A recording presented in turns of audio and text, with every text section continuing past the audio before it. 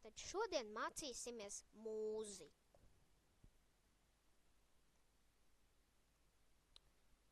Sāksim. Tātad nošu sastāvdaļas līnijkopa. Mūzikas pierakstīšanai izmanto notis un citas nošu raksta zīmes.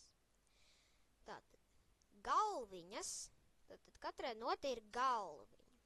Galviņa ir šis te bumbulītis.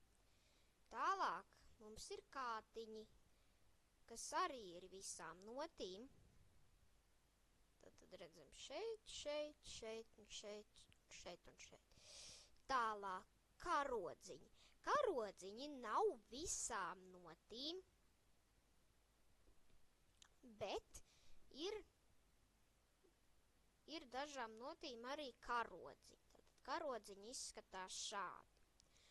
Un mums ir arī slita. Tātad šo te sauc par slitu, kas savieno tā kā divus kātiņus, to sauc par slitu. Notis dzīvo nošu mājiņā, jeb līnijkopā. Tajā ir 5 nošu līnijas. Notis raksta uz nošu līnijām, tas izskatās šādi. Tad redzam, ka nošu līnijas skaita no apakšas uz augšu. Un notis uz līnijām izskatās šādi. Var rakstīt starp līnijām, tas izskatās šādi. Virs un zem nošu līnijām. Un vēl var rakstīt uz palīglīnijām.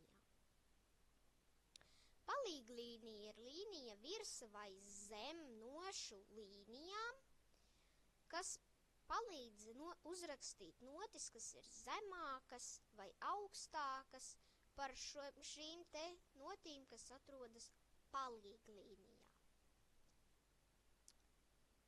Šodien tas arī viss, un saku jums paldies! Līdz nākamajai reizei!